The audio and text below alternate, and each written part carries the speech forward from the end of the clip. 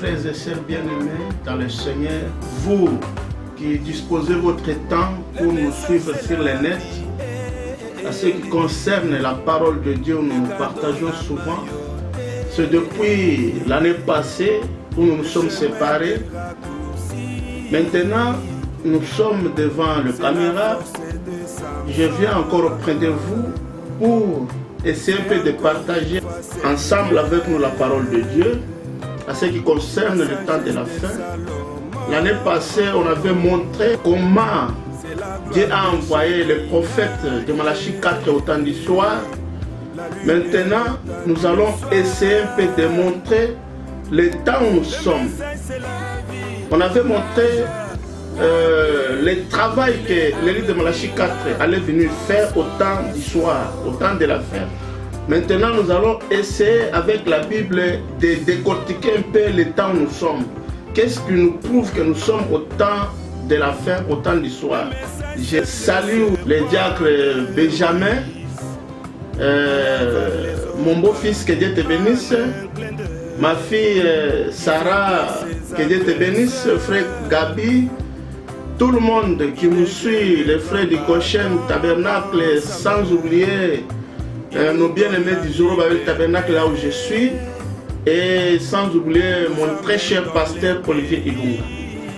Nous allons prendre premièrement le livre de 2 Timothée au chapitre 3, verset 1. Sache que dans les derniers jours, il y aura des temps difficiles, car les hommes seront égoïstes, amis de l'argent, fanfarons, hautains, blasphémateurs, rebelles à leurs parents, ingrats, irréligés, insensibles, intempérants, cruels, ennemis de gens de bien, très, emportés en fleur d'orgueil, un malplaisir plus que Dieu, ayant l'apparence de la piété, mais régnant ce qui en fait la force. Éloigne-toi de ces hommes-là. Je me rappelle là où le prophète dit dans les feux rouges clignotant signe de sa venue, il dit que les actions parlent plus fort que les témoignages. Moi je suis comme ça, j'ai fait ceci, j'ai fait cela, mais nous n'allons pas suivre ce que vous nous dites là. Nous n'allons pas suivre ce que tu es en train de me dire. Moi je regarde votre vie. Votre vie est-elle digne de la parole? Votre vie se conforme avec la parole?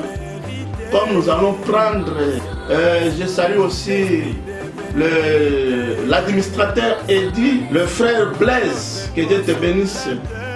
Maintenant, nous allons prendre Matthieu au chapitre 24, verset 1. Comme Jésus s'en allait au sortir du temple, ses disciples s'approchaient pour lui en faire remarque les constructions. Mais il leur dit, voyez-vous tout cela? Je vous le dis en vérité, il ne restera pas ici pierre sur pierre qui ne soit renversé. Il s'assit sur la montagne des Oliviers.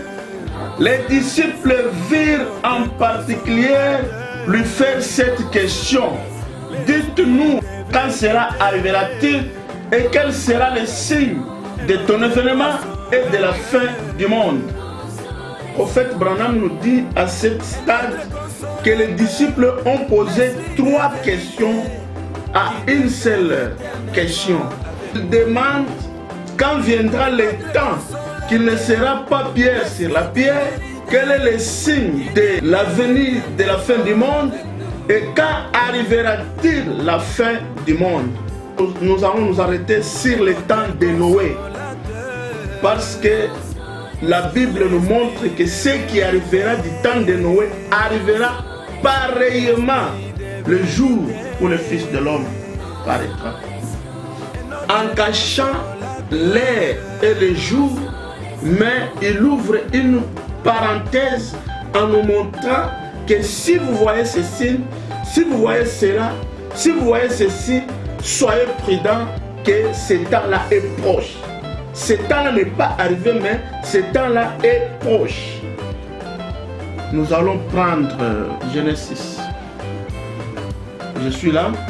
Lorsque les hommes eurent commencé à se multiplier sur la face de la terre et que les filles leur firent nés, les fils de Dieu virent que les filles des hommes étaient belles et ils en prirent pour femmes parmi toutes celles qu'ils choisirent. Alors le prophète Branham dit dans les faits rouges clignotants, il dit remarquez, ils n'ont pas marié ces filles-là. Ils les ont prises pour femmes. Un amour libre, c'est ce que le prophète dit, l'amour libre, un signe du temps de la fin. Si nous continuons dans Genèse, le prophète nous dit que la beauté était au top à ce temps-là. Ce sont les signes du temps de la fin. Même aujourd'hui, nous voyons que les femmes cherchent toujours la beauté. Même une femme pas belle avec des maquillages, quoi que ce soit que le diable a inventé et l'a mis à la portée de la femme apparaît toujours belle avec ces histoires-là. C'est ça le signe du temps de la fin.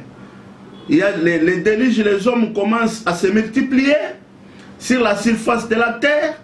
Aujourd'hui, il y a la multiplication rapide des hommes sur la terre. Frère Branham parle toujours dans les mêmes prédications que c'est même difficile pour trouver un logement à cause de la multiplication des hommes sur la terre. Maintenant, nous allons lire le prophète pour appuyer les temps où nous sommes. Nous avons lu la multiplication, nous avons dit la beauté. Pour trouver une location, un logement, c'est devenu un grand problème. Nous avons dit l'amour libre.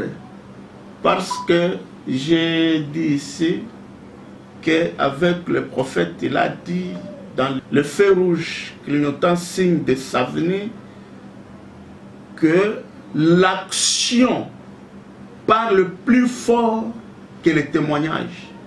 Parce qu'aujourd'hui, les femmes portent les pantalons, ils font de maquillage en disant que Dieu regarde que le cœur. Or que le prophète, qui est la bouche de Dieu autorisée, il dit que l'action parle plus que le témoignage. Je vais prendre le paragraphe 39 de le feu rouge clignotant, signe de sa venue, prêché le 23 juin 1963, pour appuyer notre prédication de ce soir, à ceux qui vont nous suivre sur le net, pour vous dire que nous sommes au temps du soir, le temps est tellement proche, il faut éviter tout ce que Timothée a dit. Il faut avoir l'amour avec tout le monde.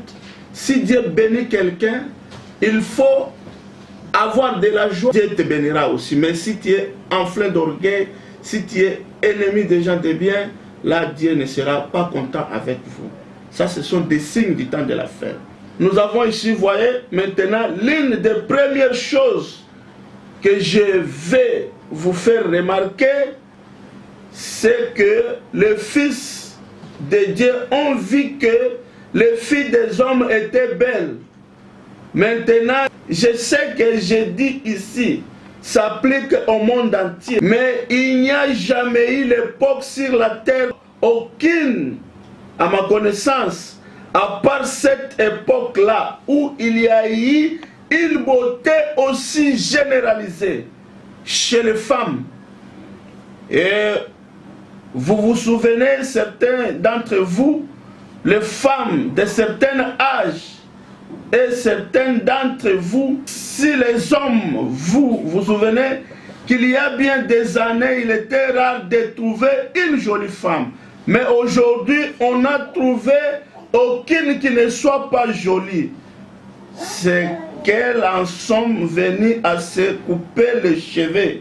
et à se maquiller et à porter toutes sortes de vêtements sexy. Même l'époque où nous sommes, pour avoir des publicités et qui attirent le monde entier, il faut prendre seulement une femme, de le faire porter d'une manière sexy, vous verrez comment votre produit va marcher. Parce que la femme est devenue maintenant au centre de toutes choses. Là, nous allons prendre le même prédication à 127. Nous voyons toutes ces choses arriver. Nous voyons la froideur de l'Église. Nous voyons les dénominations prendre de l'extension. Quand vous verrez les figuiers et toutes les autres arbres bourgeonnés, les Juifs qui rentrent dans leur nation, dans leur pays à eux, nous voyons les presbytériens, les méthodistes, les baptistes, les luthériens, les pentecôtistes, toute l'Église produit leurs feuilles. Il réveille, il a dit, préparez-vous, c'est le temps.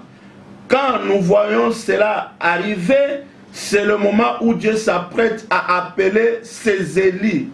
Un autre signe, il a dit, quand vous voyez les femmes devenir extrêmement jolies, quand vous voyez le Fils de Dieu prendre pour femme et faire ceci, cela ou autre chose, il a dit, sache que c'est le signe, nous en sommes là.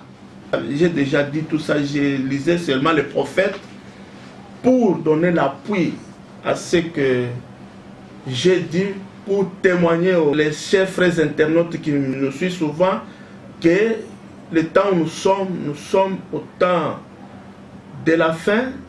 Les prophètes, je n'ai pas même lu là où le prophète a dit toujours dans les mêmes brochures que les figuiers, à ceux qui ne connaissent pas, les frères que j'ai toujours supplié de croire le message de William Branham, le figuier que la Bible dit ici, ça signifie que le bourgeonnement du figuier, c'est l'arrivée des Juifs dans leur pays à eux, que dit le frère Branham dit ici.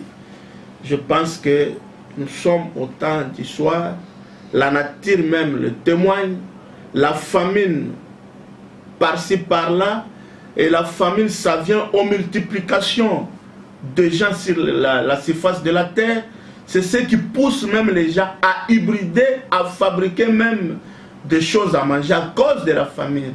Ce sont les signes qui montrent que nous sommes au temps de la fin. Et surtout, l'habillement des femmes. Surtout, le maquillage des femmes. Parce que ce sont toujours les femmes qui sont au point que le diable utilise. Mais avec les révélations de la parole, la Bible nous montre, si vous verrez ceci et cela, sachez que nous sommes au temps de la fin. Je pense que pour aujourd'hui, nous allons nous arrêter par ici. Que Dieu vous bénisse, vous tous qui auront quand même la chance de nous suivre sur le net. Et je prie le Seigneur qu'il puisse bénir et assister tous ceux qui suivront cette prédication, surtout ceux qui n'ont pas encore pris le message. Le temps n'est plus là, il faut croire à la parole, parler à la parole de l'air. C'est cette parole que Dieu a envoyée pour préparer son épouse, comme j'avais déjà dit dans des émissions passées. Je n'ai pas le temps de revenir cela. Que Dieu vous bénisse, à la prochaine.